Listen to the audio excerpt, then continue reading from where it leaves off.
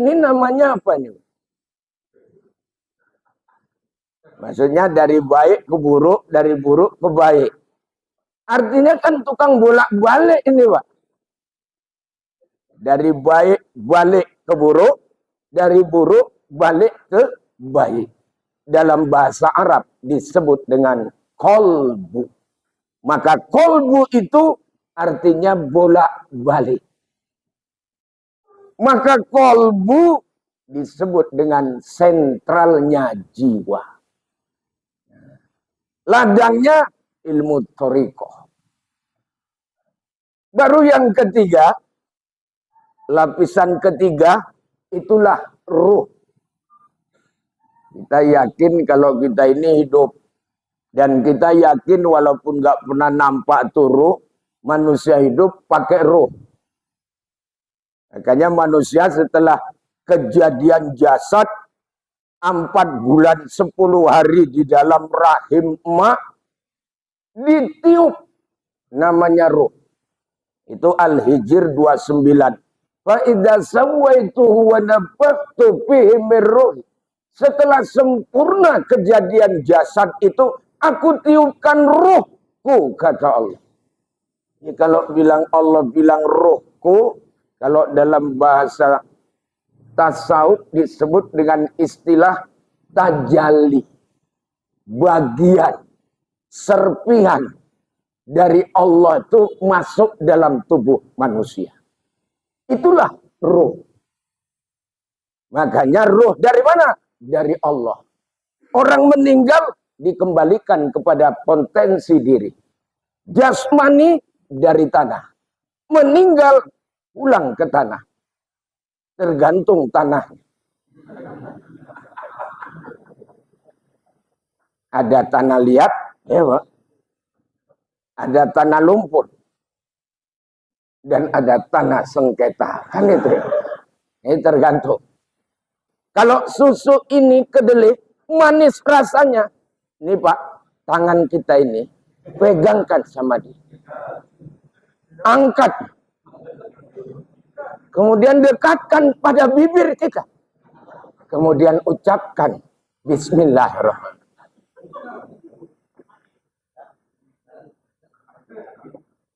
Satu kali masih kumaafkan. 2 kali pun masih kumaafkan.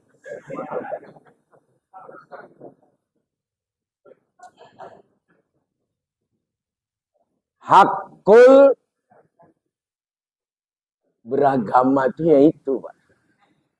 Sampai kerasa. Hari ini beragama nggak nyentuh ke sana.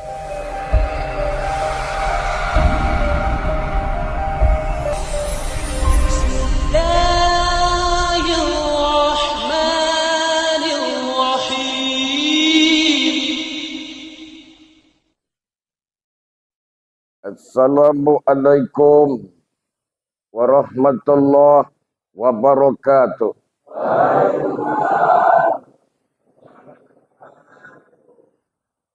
Alhamdulillahirabbil alamin. La ilaha illallah al-malikul haqqul mubin. Muhammadur Rasulullah as-sadiqu wa'dil amin. Allahumma salli wa sallim wa barik ala sayyidina Muhammadin wa ala alihi wa ashabihi ajma'in. Qala Syekh Mu'alib rahimahullahu ta'ala wa adama naf'a'una fid daraini amin summa qal Allahumma ja'al hidayatan lis-sawabi ya rabbal alamin. Bismillahirrahmanirrahim. Puja syukur kehadirat Allah yang telah mencurahkan nikmat karunia kepada kita. Salawat yang akmal kepada baginda Rasul Nabiullah Muhammad sallallahu alaihi wasallam. Semoga kita nanti di akhirat diakui sebagai umatnya serta mendapatkan syafaat dan pertolongannya. Yang sama kita hormati Bapak Kepala Desa Semencirim sekaligus tuan rumah Bapak Sugeng Suheri beserta perangkat dan jajaran. Berikut Ketua FKSMM Al-Ustadz Al-Mukarrom Bapak Salman SE beserta rekan-rekan Ustadz yang berhadir, kemudian juga segenap unsur pengurus di jajaran FKSMM, kemudian Satgas kita, kemudian YouTuber kita, kemudian orang-orang tua kami, para sesepuh, para bapak, ibu, tidak bisa disebutkan namanya satu persatu. Semoga kita yang hadir dirahmati, dimuliakan Allah. Nah, panjang umur kita, murah rezeki kita, lunas hutang-hutang kita. Apalagi sudah lahir Koperasi Merah Putih, ya. Insya Allah Mekar akan kita tinggalkan. Nadirin, tausiah kita pagi ini, kita akan bicara tentang kalimat sakti. La ilaha illallah. Diharapkan dengan kalimah yang kita sampaikan, kita bisa mengamalkannya, kemudian kita akan lebih sakti, baik di dunia maupun di akhirat. Kesaktian kita di dunia ini, minimal kita bisa menguasai tanah kebun. Nah, itulah kira-kira, ya.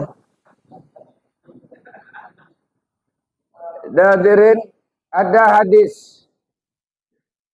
Rawinya Abu Daud. Apa bunyi hadis itu? Mangkana akhiru kalami la ilaha illallah dakhalal jannah. Siapa yang akan meninggalkan dunia ini, kemudian dia tutup dengan kalimat la ilaha illallah, dijamin masuk surga. Ini hadis nggak perlu dikupas siapa yang meninggal. Walaupun yang meninggal itu bajingan tengik, udah bajingan tengik lagi nih Pak. Tapi bila dia mampu mengucapkan kalimat itu, masuk surga. Inilah makanya kalimat ini kalimat sakti. Orang kafir mengucapkan ini, langsung hilang dosa-dosanya. Orang muslim mengucapkan ini, walaupun dosanya sebanyak buih di lautan, dijamin masuk surga. Inilah kekuatan kalimat la ilaha illallah. Itu makanya ada hadis rawinya Muslim. Lakinu mautakum la ilaha illallah. Ajari orang yang mau mati dengan la ilaha illallah. Orang yang mau mati biasanya lidahnya keluh. Orang yang mau mati biasanya telinganya pun sudah mulai tuli. Orang yang mau mati matanya pun sudah mulai kabur. Walaupun dikerumuni keluarga sudah mulai nggak kelihatan. Kecuali keluarga yang bawa batangan emas. Nah itu kelihatan. Apalagi sampai 74 batang emas. Nah itu kelihatan betul. Nah kalau orang yang mau mati, lidah keluh, mata kabur, telinga tuli. Apakah mampu dia untuk mengucapkan bila kita ajarkan? Tapi memang hadis itu disuruh ngajarin begitu. Supaya dia bisa menutup kalimat la ilaha illallah. Itulah yang disebut dengan istilah talqin ini sebenarnya. Maka talqin itu ada dua itu Pak. Satu, talqin zikir. Yang kedua, talqin mayit. Ini Bapak mau ngambil yang mana? Talqin zikir, talqin mayit. Talqin mayit itu bila diajarkan oleh Pak Bilal ketika dia sudah mengkebumikan jenazah. Biasa Pak Bilal duduk dekat kubur, kemudian dia itu bersifat reksona, setiap saat dia ajarkan sama yang mati. Ini kalau hadis Rasul kan ada utlubul ilma minal mahdi ilal lahdi. Tuntut ilmu dari buayan sampai ke liang lahat. Di liang lahat pun suruh nuntut ilmu. Maka Pak Bilal gurunya. Dia bilang dalam talqin mayit itu, fa iza ja'aka malakani munkar wa nakir. Nanti setelah saya dengan yang lain sudah meninggalkan tempat ini, 7 langkah kami melangkahkan dari tempat ini, akan datang kepadamu 2 malaikat. Namanya munkar sama nakir. Wala yurhibaka. Jangan kamu gusar. Jangan kamu sedih. Jangan kamu takut. Dan jangan kamu resah dan gelisah. Menunggu di sana tempat yang kau janjikan di sudut sekolah. Nah ini kalau Pak Bilal pakai versi OB Mesa, ya Pak, itulah. Fa ijasa alaka fakul lakum. Maka keduanya akan bertanya kepadamu. Maka katakan kepada keduanya. Kalau dia nanya. Itu yang namanya pertanyaan mayit dalam kubur ini memang kebenaran nih Pak. Ya kalau nggak percaya silakan ngetes. Kan gitu ya. Kalau nggak percaya. Maka ditanya kamu nanti oleh malaikat itu. Pertama. Ma rabbuka. Siapa Tuhan? Man nabiuka. Siapa Nabi? Ma dinuka, apa agamamu? Ma kiblatuka, kemana arah kiblatmu? Ma imamuka, apa imammu? Man ihwanuka, siapa saudaramu? 6 pertanyaan ini yang diajarkan. Sengaja pagi subuh ini saya buka ini Pak. Jangan ngomong-ngomong nih Pak. Ini pertanyaan mayit dalam kubur.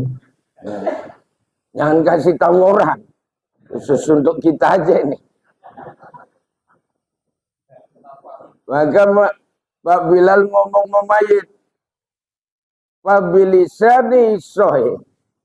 Fabilisani pasih. Wa i'tiqodi sohe. Jawab dengan pasih. Dan iktikad yang benar. Allah Rabbi Muhammad sallallahu alaihi wasallam Nabi Islamu dini Ka'bah kiblati. Ka'bah. Kita sholat ini kan ngadep ke Ka'bah nih Pak. Makanya kalau ini arah Ka'bah nih sanalah nih. Sudah menjadi ijtihad. Hari ini kan banyak juga yang agak diserong-serong. Nah, mereng. Jamaahnya mereng semua terang. Kalau di kaedah fikih, ijtihad hasil orang-orang tua kita dulu, itu disebut dengan zonni. Zonni itu 75% 25% kurang yakin dalam hukum fikih itu dianggap sudah sah. Namanya zonni. Kalau sah 50-50 ragu. Kalau waham kebalikan. 75% nggak yakin, 25% yakin tak sah dalam hukum fikih. Tapi kalau zonni sah. Istiad orang-orang dulu itu sah. Walaupun hari ini datang Kompas.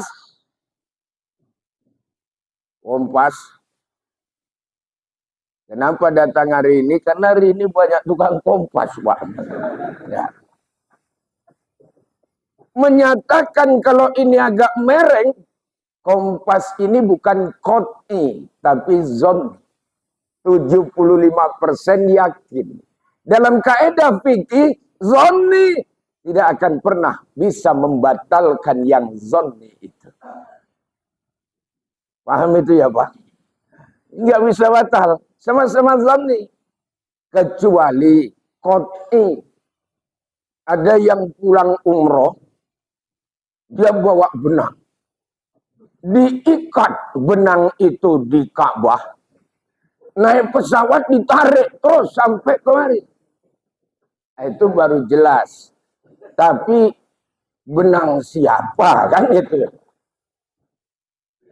Sedangkan rambut aja. Epita malah nanya ini rambut siapa ya Pak? Apalagi benang.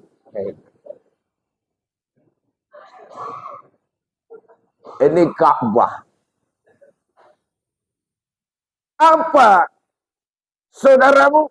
Muslimin wal muslimat. Ini namanya talqin mayitnya. Kalau talqin zikir, itulah yang dibisikkan. La ilaha illallah. Kadang-kadang kalau sudah keluar agak sulit jawab. La sulit. Makanya pernah saya cerita, Bu. Halo. Ada mantan biduan. Ya model tukang nyanyi nih Pak. Begitu mau meninggal diajarkan la ilaha illallah. La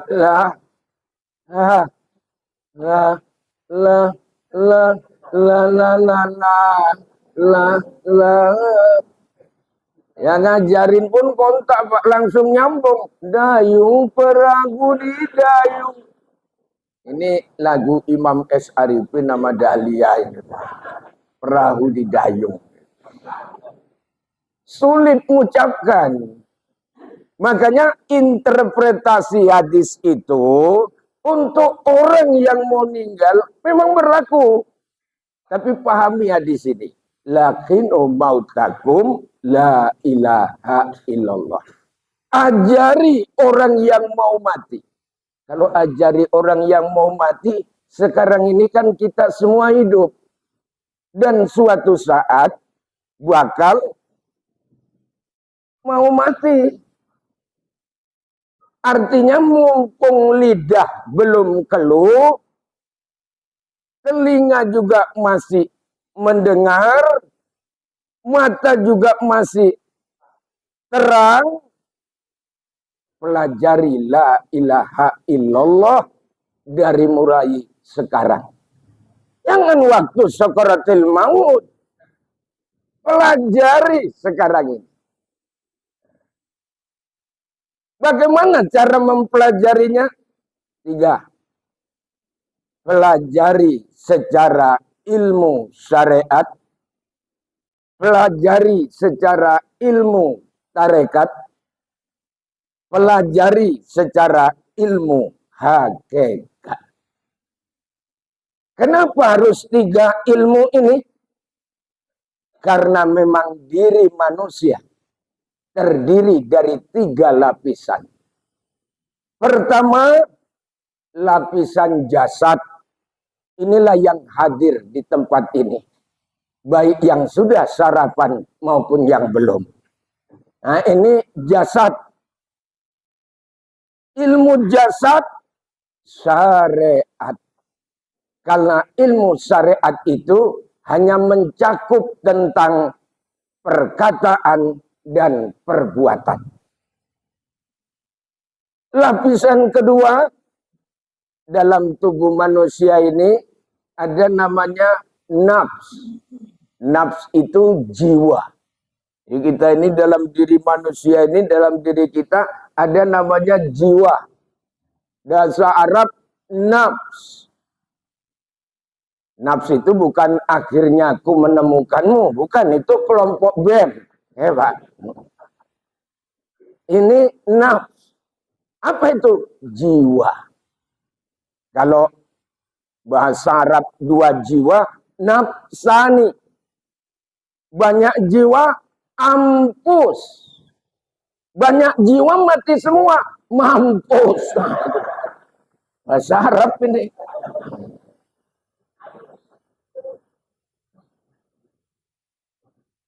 Dan inilah ladangnya ilmu thariqah. Tarekat ini ladangnya adalah jiwa. Karena cuma jiwa diri manusia lah yang bisa dipelajari. Makanya berdiri satu institut perguruan tinggi di bidang ilmu namanya psikologi. Ilmu yang membicarakan tentang jiwa. Bahkan kalau dia sakit pun sudah disiapkan rumah sakitnya. Namanya rumah sakit jiwa.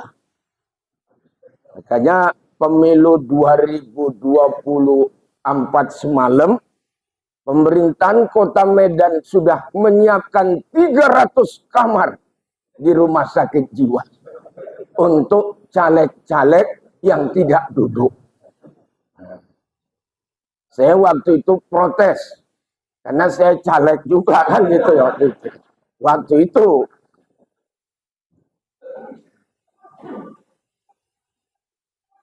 jiwa ini ada dasarnya nih Pak dalam Quran, surat As-Sam. Wa nafsin wa ma sawwaha fa alhamaha fujuraha wa taqwaha.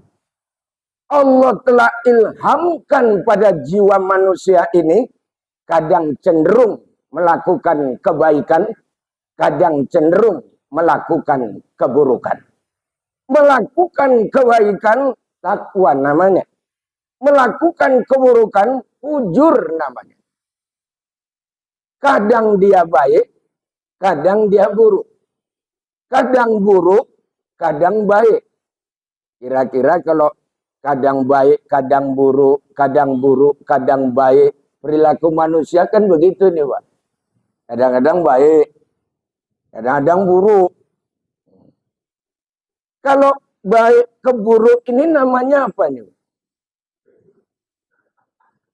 Maksudnya dari baik ke buruk, dari buruk ke baik. Artinya kan tukang bolak-balik ini Pak. Dari baik balik ke buruk, dari buruk balik ke baik. Dalam bahasa Arab disebut dengan kolbu. Maka kolbu itu artinya bolak-balik. Maka kolbu disebut dengan sentralnya jiwa. Ladangnya ilmu thariqah. Baru yang ketiga, lapisan ketiga, itulah ruh. Kita yakin kalau kita ini hidup. Dan kita yakin walaupun nggak pernah nampak tuh ruh, manusia hidup pakai ruh. Makanya manusia setelah kejadian jasad 4 bulan 10 hari di dalam rahim emak, ditiup namanya ruh. Itu Al-Hijr 29. Fa idza sawaituhu wa nafakhtu fihi min ruhi. Setelah sempurna kejadian jasad itu, aku tiupkan ruhku, kata Allah. Jadi kalau bilang Allah bilang ruhku, kalau dalam bahasa tasawuf disebut dengan istilah tajalli, bagian serpihan dari Allah itu masuk dalam tubuh manusia. Itulah ruh. Makanya ruh dari mana? Dari Allah. Orang meninggal dikembalikan kepada potensi diri. Jasmani dari tanah. Meninggal pulang ke tanah. Tergantung tanahnya. Ada tanah liat, ya Pak. Ada tanah lumpur. Dan ada tanah sengketa. Kan itu. Ini tergantung. Ruh tadi kan dari Allah. Pulang ke Allah. Lalu siapa yang ditanyai mayat dalam kubur? Itulah yang disebut dengan nafs, jiwa manusia. Itu keterangan dalam kitab Sabitul Qulub yang diterangkan oleh Tuan Syekh Abdul Qadim Balubus. Thariqah Samaniyah. Nah, itu dia. Jadi kalau diibaratkan HP, casingnya jasad. HP bisa hidup karena ada apa, Pak? Hah? Hidup dia. Ada baterai, ruh baterainya. Kalau dia ada handphonenya, baterainya, bisa nggak untuk nelpon? Belum bisa. Kalau tidak diisi, bukan paket, SIM card, kartu. Kartunya itulah nafs, jiwa. Ya, makanya kenapa saya sebut kalimat jiwa dan kenapa yang ditanyai mayat dalam kubur itu jiwa? Karena yang diajak sumpah itu jiwa. Perhatikan surat Al-A'raf ayat cepek 72. Jelas nih. Wa iz akhadha rabbuka min bani Adam min zuhurihim dzurriyyatahum wa ashhadahum ala anfusihim alastu bi rabbikum qalu bala syahidna. Ketika Allah mengeluarkan dari keturunan anak-anak Adam dari sulbi mereka, lalu Allah mengambil persaksian janji kepada jiwa-jiwa mereka. Kalimatnya anfus. Bukan ruh. Bahkan orang meninggal pun kalimatnya kullu nafsin dha'iqatul maut. Bukan kullu ruh. Bahkan yang nanti meninggal diundang oleh Allah. Nah, mati ini kan ada diundang, ada dipanggil. Kalau dipanggil, serem nih. Bagaimana pejabat dipanggil KPK, kan serem nih, Pak. Kalau diundang, rileks. Kalau pejabat lah diundang KPK, KPK nyunati anak. Kan enak nih. Bunyi undangannya itu Al-Fajr 27, 28, 29. Ya ayatuhan nafsul mutmainnah. Lagi-lagi kalimatnya nafs. Bukan ruh. Hei jiwa yang tenang. Pulanglah kamu kepada Tuhanmu. Dengan hati yang puas. Lagi diridhoi. Nafs. Dan nafs inilah yang punya tingkatan. Tingkatan pertama namanya amarah. Kedua lawamah. Ketiga mulhamah. Keempat mutmainnah. Kelima rodiyah. Dulu tinggal sini, udah pindah Pak. Rodiyah. Bu Rodiyah. Ini tembung sekarang. Jualan rujak. Rodiyah. Yang keenam, mardiyah. Ini kakaknya. Mardiyah. Baru yang ketujuh, kamilah. 7 tingkatan nafs. Makanya kita Beragama ini disuruh mengasah jiwa kita. Dari tingkatan amarah menuju lawamah. Dari lawamah mulhamah. Mulhamah mutmainnah. Mutmainnah itu jiwa yang tenang. Modelnya tenang ngadepi kehidupan. Kenapa? Karena dia sudah duduk di suhudul af'al. Penyaksian akan perbuatannya Allah. Memang ini kan istilah buat tauhid ini, Pak. Buat tauhid itu ya suhudul af'al. Memandang bahwa bukan tertuju pada rupa, tapi kita memandang yang ada di sebalik rupa itu. Kalau begitu, di sebalik rupa itu tak lain adalah idza aroda syai'a ayyakulalahu kun. Kalau Allah berkehendak, kalau Allah menentukan, semua pasti akan terjadi. Makanya semua aspek kehidupan ini tak terlepas dari af'al, perbuatannya Allah. Kalau manusia, Pak, manusia itu sebagaimana ketika dia menjawab azan. Hayya 'alas shalah. Apa dijawab, Pak? La haula wala quwwata. Kita tak ada daya, tak ada upaya. Kita bisa bergerak di sini karena digerakkan Allah. Kalau tidak karena digerakkan, nggak bisa kita bergerak. Alhamdulillah jumlah anggota kita sudah 48 masjid dan musola. 40 apa? Apa ini? 48. Awalnya dulu 43 ya. Nah, 43 janda ini Pak di RR ya. 43. Ini 48 sudah. Alhamdulillah ada kemajuan. Di bawah pimpinan Ustadz Salman ya. Insya Allah bisa berjalan dengan perangkat-perangkatnya.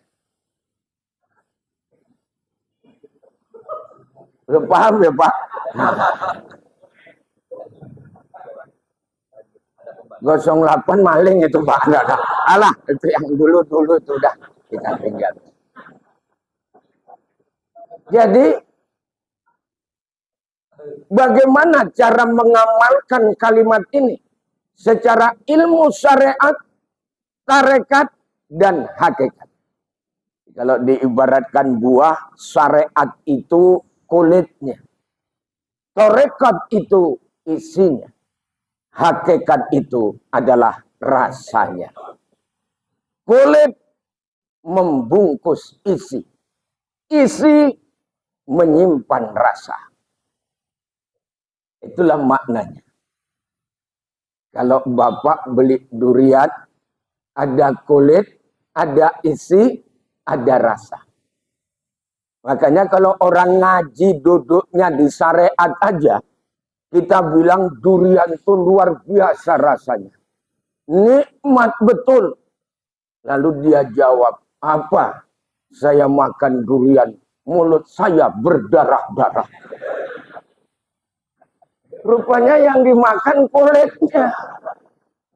Itulah kalau ngaji dia duduk di syariat saja makan kulit tuh.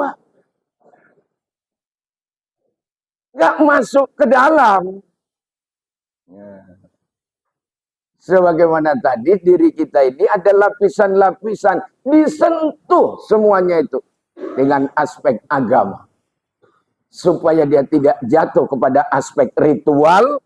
Tapi jatuh kepada aspek spiritual. Waalaikumsalam Ustaz. Silakan masuk. Ya. Pembina ya. Penasihat ya. Alhamdulillah. Kalau penasihat masih bisa menasihati. Watawassobil haq watawassobil shobil. Ustaz Hendro, selamat datang. Kalau pembina ini yang ngeri. Nggak bagus, dibinasakan. Kan itu. Pembina. Kalau ngamalkan secara ilmu syariat, istananya di lidah. menyebut kalimat la ilaha illallah.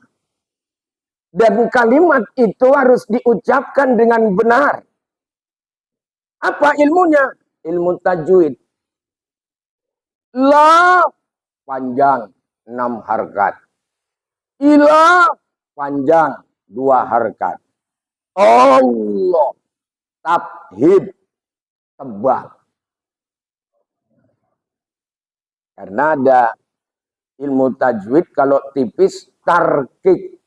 Jadi bukan berarti kalimat Allah itu dibaca Allah. Bisa jadi dia tipis Allah. Apabila sebelum kalimat Allah diawali dengan baris kasro. Contoh bis. Kok bis kota pula? Bismillah. Cepet kali. Karena mau berangkat tadi Ustaz. Pakai bus. Kasih contoh bis kota astagfirullah. Bismillah. Tapi kalau diawali sebelumnya dengan baris patah, diawali dengan baris doma, tabhim, tebal. Oh. Maka kalimatnya la ilaha illallah. Nah, itulah dia. Hanya kalau zikir pakai lagu itu pas tuh. La ilaha illallah. La ilaha illallah. Pas tuh. Apalagi dia ngomong sebelah. Ya Allah, ya Tuhan kami. Nangis semua kan gitu kan. Air mata buaya kan. Ini dia. Kalau zikiran kita di wirid-wirid tuh Pak, ini kadang-kadang tajwidnya aja nggak pas kadang-kadang. Nah, makanya harus belajar diluruskan. Ya, kalau gitu saya nggak, jangan wirid itu tetap. Dan terus nggak wirid. Tapi kata orang itu wirid itu nggak ada dasarnya Pak. Quran hadisnya nggak ada. Isi wirid kan ada.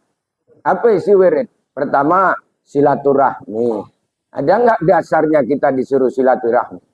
Ada. Siapa yang suka silaturahmi maka panjang umur, murah rezeki. Ya terbukti ini FKSMM ini kan silaturahmi nih Pak. Langsung rezeki gue masuk. Apa ini? Apalagi itu? Sule ya? Sule susu kedelai ya? Alhamdulillah. Ada proyek yang bisa dikembangkan. Bagus ini. Kaitannya udah dengan desa Pak.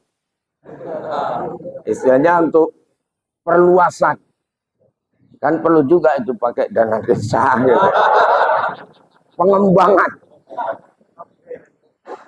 Ini kan termasuk kewirausahaan ini. Kewirausahaan.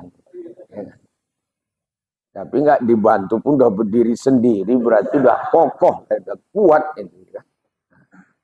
Minuman sehat. Datang dari kita, oleh kita, untuk kita. Orang kadang-kadang beli dari Amerika.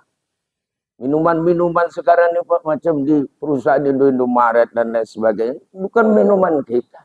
Tapi kita pun konsumsi terbesar. Nanti ada jual bedak kasen tuh Pak. Itu kalau di sini kan untuk kulit bayi. Supaya halus. Rupanya dana ini dikumpulin tuh beli senjata, ngantem bayi di Palestina. Di sini untuk menghaluskan kulit bayi, di sana brandeli kulit bayi. Luar biasa ya. Kita nggak sadar kadang-kadang ini. Nah, ini pakai produk kita sendiri, insya Allah ya.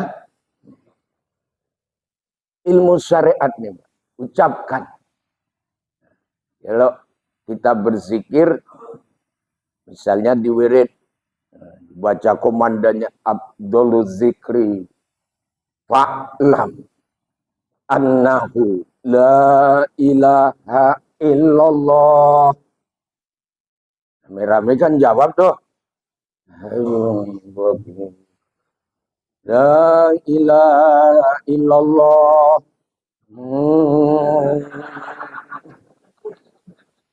Kalau udah rame-rame ini kan kita udah tahu nih Pak. Suara remeng-remeng ya Pak. Kalau zikir pakai gigi itu betul tuh. Ya, gigi pertama nyantai. Masuk perpak. La ilaha illallah. La ilaha illallah. Cuma nggak sedapnya kalau di wirid ini komandannya nggak baca. Nengokin. Nampak suasana memanas, berkeringat, masuk dua kelopak. La ta illallah, la ta illallah. Masuk tiga. Ta illallah, ta illallah, ta. Secara syariat sudah menyalahi. Secara syariat. Kembali ya, dah illallah, dah illallah. Udah lari nih. Kenapa dia kadang terlalu cepat-cepat nih Pak? Karena kalau kenduri berkat sudah di depan. Kan, ya, orang ngejar itu kadang. Cepat. Tapi jangan salah. Seperti orang baca Quran ini kan ada yang cepat, tapi nggak salah tajwidnya.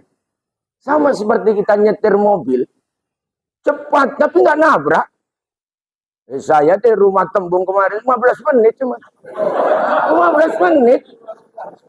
Oh, bayangin Pak. Apa itu? Dari jalan biasa Pak. Gak jalan tol, karena masih sunyi. 15 menit sampai sini. Telepon biniku, oh gila kan dia banget. Gila pula aku beli. Astagfirullah. Itulah dia. Yang kedua Pak, masuk ilmu tarekat. Zikir ini jangan keluar, tapi ke dalam. Maka ketika kita mengucapkan kalimat La ilaha illallah ke dalam. Bagaimana caranya? Kita merujuk kitab Tuan Syekh Abdul Somad Al-Palembani. Beliau ini satu angkatan dengan Tuan Syekh Arsad Al-Banjari. Pengarang kitab Sabilal Muhtadin. Dikenal dengan Datuk Kalampayan di Martapura. Tuan Guru Sekumpul juga merupakan murid beliau. Ki Bahid juga merupakan cucu beliau. Beliau ini dulu 2 orang belajar di Mekah. Langsung berguru dengan Tuan Syekh Saman Al-Madani. Cicit dari Rasulullah Sallallahu Alaihi Wasallam. Begitu mereka pulang ke Indonesia, maka diajarkan di Indonesia, termasuk Tuan Syekh Abdurrahman Al-Khalidi Kumangkowiyah, Tuan Syekh Abdul Kadim Balubus, Tuan Syekh Ibrahim Bonjo, Tuan Syekh El Suhadsa, Tuan Syekh Nurli, terus turun-temurun. Akhirnya diturunkan kepada Ngatman Aziz. Nah, itu. Aku nggak nyebut Tuan Syekh. Bagaimana cara berzikir? Disebutkan di kitab Hidayatus Salikin. Penerbitnya itu Su'udiyah Maidan. Bahwa pada halaman 306. Ketika mengucap kalimat La, tarik dari pusat ke ubun-ubun. Begitu mengucap kalimat ilaha, arahkan ke bahu yang sebelah kanan, tempat membidik. Begitu mengucap ilallah, pukulkan 2 jari di bawah susu kita yang sebelah kiri. Karena itulah letak latifatul qalbi. La ilaha illallah. Antamkan di sini. Dan ini di dalam diri manusia ini Pak ada 7 titik. Ya, sebelah 2 jari di bawah susu sebelah kiri ini latifatul qalbi. 2 jari di bawah susu sebelah kanan latifatul ruh. Di atas yang tadi, di sini, yang kiri namanya latifatul sir. Yang kanan latifatul khofi. Yang tengah-tengah latifatul akhfa. Yang di kening latifatul natik. Yang di ubun-ubun latifatul kulul jasad. Begitu tarik, kena semua titiknya. Jadi ke dalam dia. Ilaha arahkan. Allah pukulkan. Kolbu ini yang selalu dihantam dengan kalimat Allah. Allah disebut Ismul Jad. Nama daripada Jad Tuhan. Maka hati ini akan hidup. Begitu dia hidup, maka dia disebut dengan kolbun salim. Karena hati itu ada 3. 1, kolbun mayit, hati yang mati. 2, kolbun marid, hati yang sakit. 3, kolbun salim, hati yang sehat. Kalau sudah berucap Allah, Allah, Allah, itulah yang disebut dengan zikir khofi atau zikir kolbi. 2 alat yang digunakan kita ketika nanti pulang. 1, zikir zahar. 2, zikir khofi. Zikir zahar ketika kita dalam keadaan sadar bisa mengucapkan la ilaha illallah. Tapi kalau di rumah sudah pingsan, dibawa ambulan desa. Ambulan desa ada kan Pak? Ada. Ambulan desa. Kemudian berangkat ke rumah sakit, masuk ruangan ICU. Udah nggak sadarkan diri. Cuma hanya alat cek jantung, televisi kecil, monitor. Hanya berbunyi. Tit, tit, tit, tit.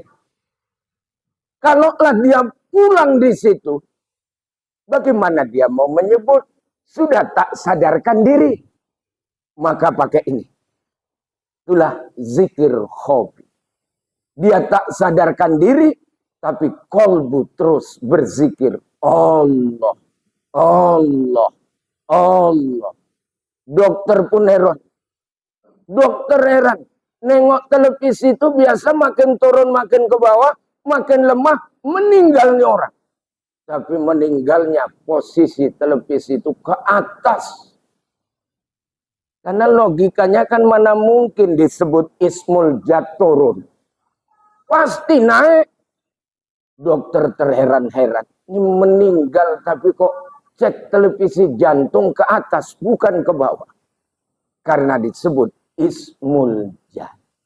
Dilatih terus Pak. La ilaha illallah. La ilaha illallah. Pukulkan terus dalam kolbu kita. Supaya hidupnya.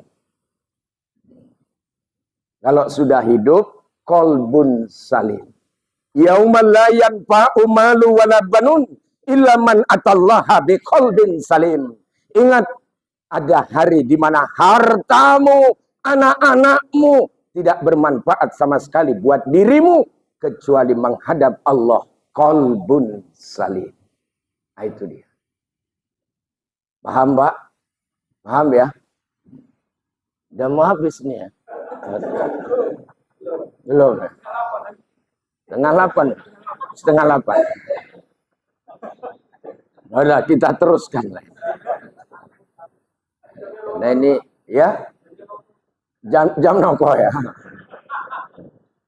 Ya wajar lah. Kalau jam nokoh, karena manusia pun banyak yang nokoh. Ya nggak usah jauh-jauh Pak. Kadang ada orang tahtim tahlil dipotong kok Pak. Kan ada itu kan. Langsung innallaha nama-nama asmaul husna belum. Udah innallah. Main potong aja. Saya tanya, kok dipotong Pak? Ya wajar lah. Anggaran pemerintah pun dipotong. Astagfirullah.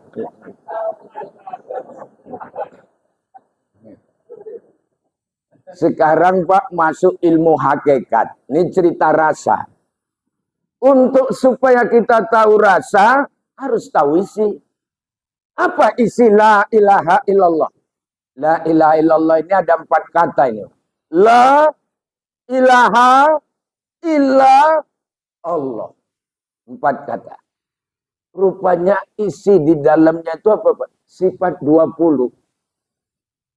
Sifat 20 yang wajib bagi Allah. Sifat ini banyak nih, Pak. Sifat Allah nggak terhitung jumlahnya. Cuma ulama-ulama kita pandai diformat jadi 20. Karena orang awam nanti kalau suruh memahami, nggak paham nih kalau ramai banyak betul.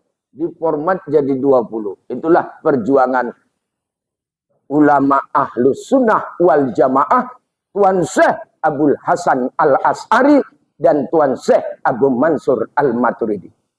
Nah, itu silsilah tarik, silsilah tauhid kita itu, Pak. Dah 20 sifat. Walaupun hari ini banyak orang ngomong, jangan ngaji sifat 20. Nanti bisa gila. Karena ada itu, Pak. Padahal setelah kita survei, berapa banyak orang gila itu bukan karena ngaji sifat 20. Justru nggak ngaji lah malah gila ya.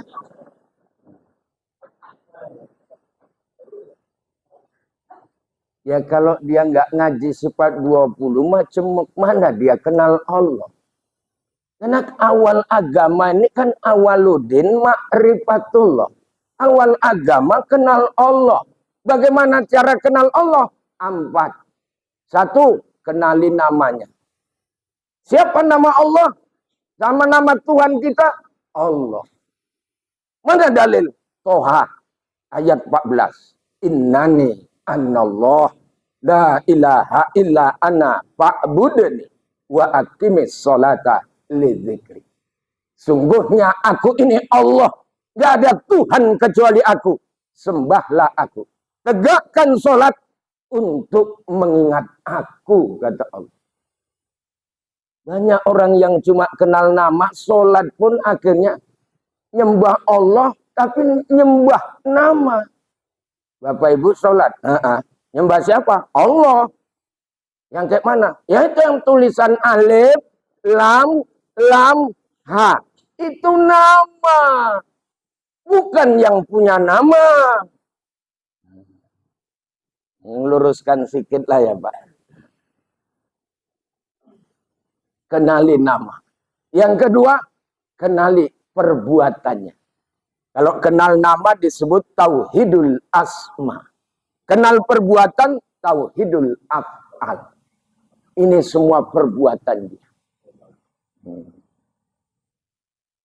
Ketiga, kenali sifat, tauhidus sifat. Sifat yang mana? 20 tadi yang sudah dirangkum. Baru keempat, kenali zat. Zat Allah tak bisa digambarkan. Zat Allah tidak bisa diilustrasikan. Zat Allah cuma hanya bisa dengan dirasakan. Ya, sekarang Pak. La isinya 1. Namanya sifat wujud. Itulah sifat nafsiyah. Sifat yang berdiri pada zat Allah. Namanya wujud.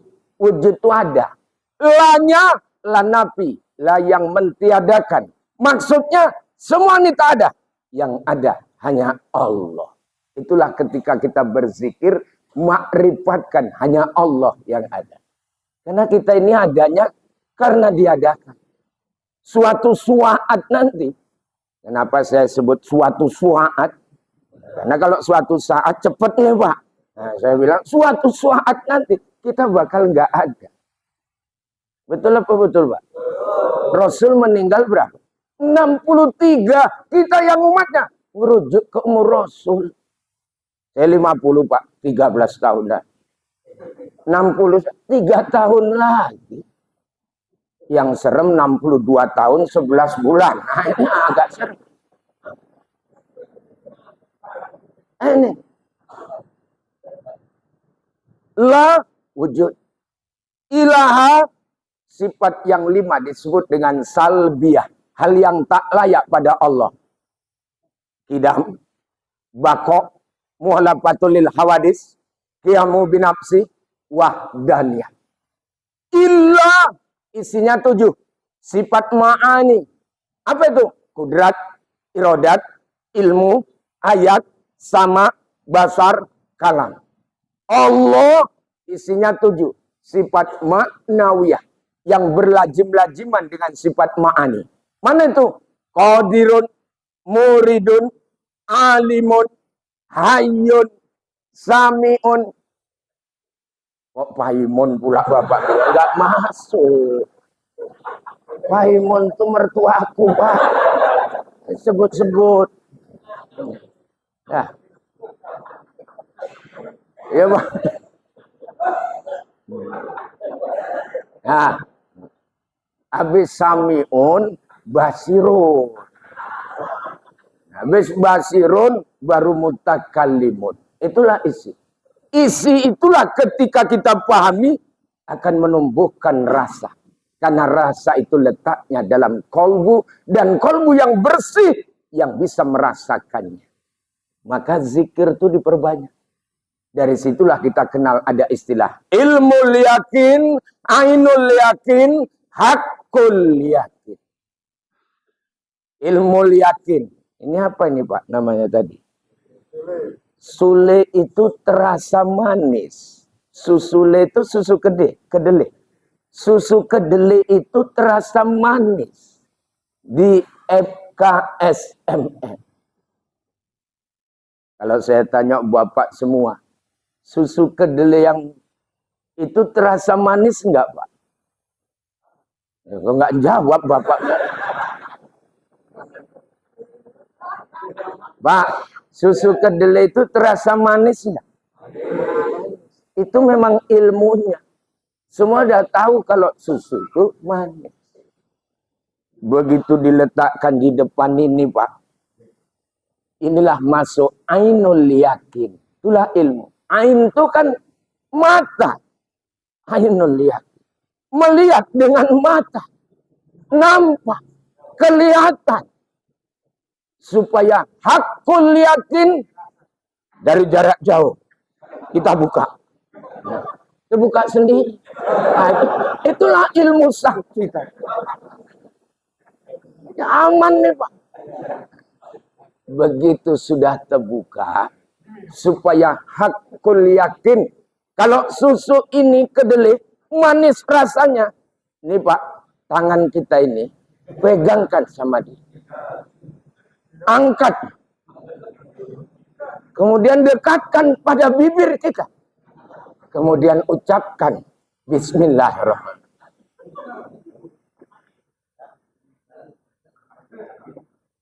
Satu kali masih kumaafkan. 2 kali pun masih kumaafkan.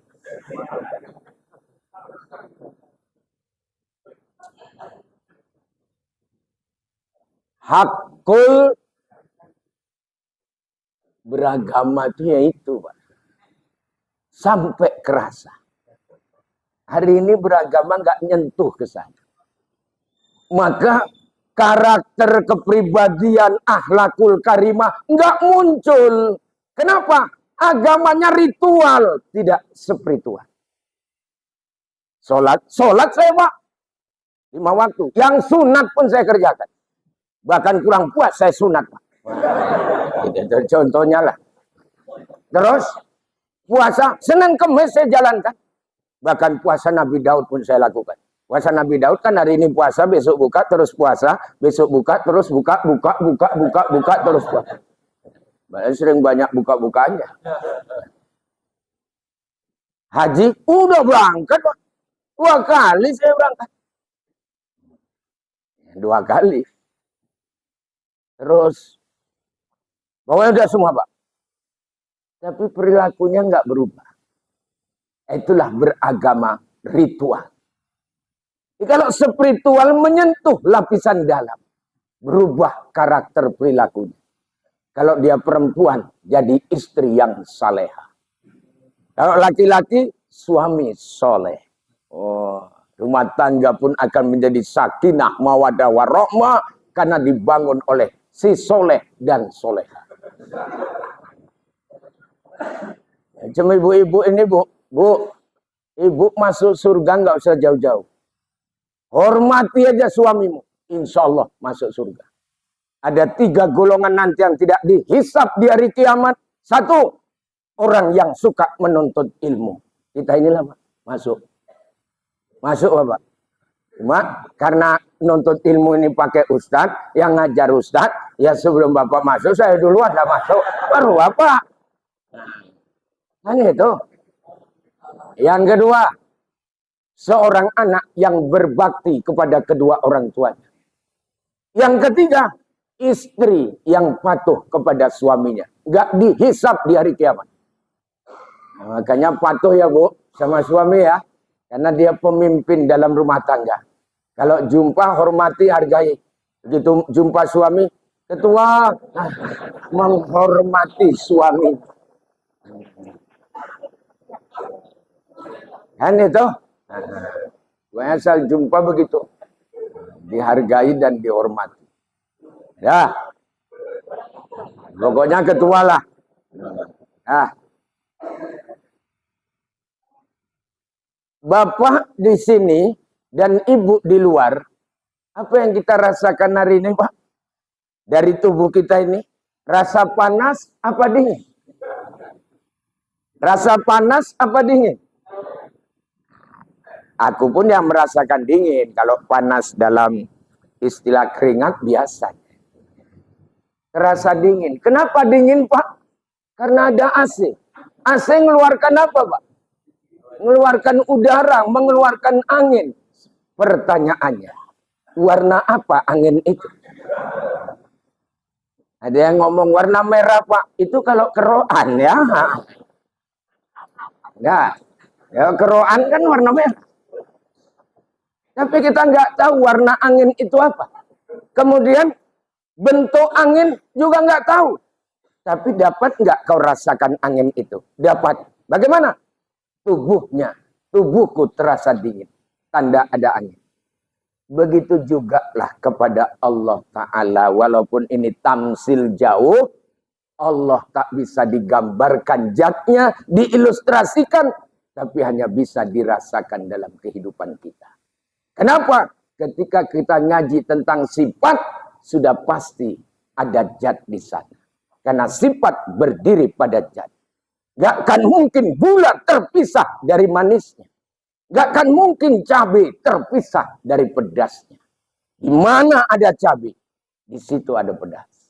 Di mana ada manis, di situ ada gula. Begitu Bapak merasakan manis, pasti Bapak punya keyakinan. Inilah ada gula di dalam. Ya Pak, begitu kita merasakan akan kedekatan Allah, disitulah Allah muncul di dalam diri kita. Karena Allah itu dekat, bukan jauh. Ya Pak, wa idza sa'alaka ibadi anni fa inni qarib. Ya Muhammad, kalau hambamu bertanya kepadaku tentang aku, katakan aku ini dekat. Wa huwa ma'akum ainama kuntum. Dimanapun dia berada, aku beserta pada dirinya. Kurang dekat lagi. Wa nahnu aqrabu ilaihi min hablil warid. Allah lebih dekat dari urat leher kita. Tapi kenapa enggak saya rasakan kedekatan itu? Karena kamu sedang, kolbumu sedang sakit. Sehingga tak merasakan kedekatan itu. Karena enggak mungkin orang bisa makan selera. Nasi padang pun, nasi famili. Tak akan terasa nikmat kalau bibirmu sedang sariawan. Tapi ketika bibir ini tak ada sariawan, terasa nikmat. Begitu juga lah kolbu kita. Ketika dalam keadaan kolbun salim, sehat kolbu kita, menyebut nama Allah, akan terasalah Allah akan dekat dengan diri kita. Oke, thank you very much. Ini saja yang dapat kita sampaikan dalam kajian kesempatan pagi ini. Terima kasih atas segala perhatian, mohon maaf segala kekurangan. Berdebur di tepi pantai. Bersyukur, kita bersyukur acara kita sudah selesai. Nah. Sudah itu aja lah ya. Ini saja ya kajian yang dapat kita sampaikan. Terima kasih. Mohon maaf atas segala kekurangan. Billahi hidayah wa taufik. Wallahu muwaffiq ila aqwamit thoriq. Assalamualaikum warahmatullahi wabarakatuh.